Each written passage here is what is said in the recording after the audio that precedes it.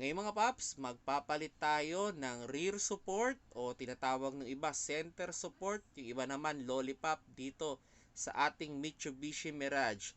Itong support na to, I think tumakbo na to ng around 80,000 kilometers. So ngayon, nagpapapalit na siya.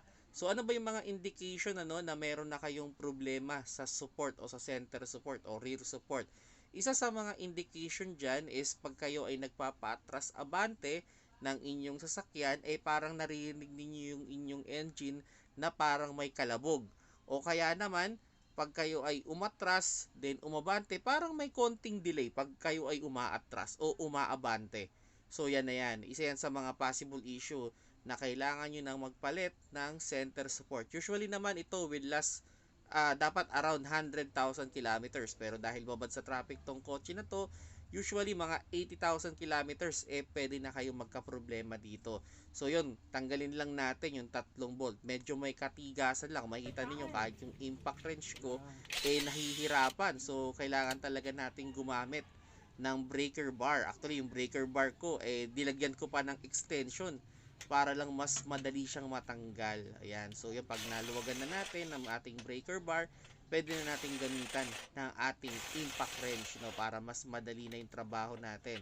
So, yun, tanggalin lang natin. Kung makikita nyo mga paps, no, tatlong bolt lang yan na malalaki, pero ang bigat niyan tanggalin. Then yun, so kung makita ninyo, ito na yung dalawang support, no, ito yung bago at ito yung luma. Kung mapapansin niyo yung luma, yung goma doon sa may bandang maliit na part, no, talagang punit na. So kaya for replacement na siguro, kaya nagkakaroon na nga tayo nung kalabog sa ating engine bay, dahil dito. Kung tutusin, pwede pa naman tong gamitin, pero mas maganda unahan na natin bago pa madamay yung ating ibang support. Kasi pag tayo ay nagpapalit ng support, ideally, sana sabay-sabay. Pero dahil medyo tipid mode tayo, so ito munang lollipop. Actually, sooner, isusunod ka naman yung transmission support para walang maging problema. No? Pero actually, yung aking transmission support, sabihin na natin mga 80% pa na okay pa siya. Pero hindi na ganun, syempre, ganun kaganda yung performance. So, mas okay pa rin na 100% lagi yung ating kotse. Ayan, makita nyo, minsan parang ang dumi, no? Well, kasi nagkaroon ng tagas din to. Later on, i-upload ko rin yung video with regards naman dito sa oil pan ng aking CBT.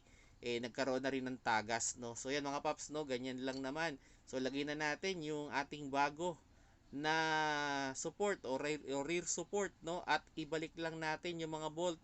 Siguraduhin natin hand tight muna natin siya mga paps, ha. Huwag nyo munang gagamitan ng impact wrench. Kung meron man kayo, hand tight muna tayo para sure na pasok yung ating mga bolt, no. Then yun, higpitan lang natin. So yan mga paps, no, tapos na ang ating center support pag-i-install. Kung nagustuhan niyo yung video, paki-like na lang mga paps.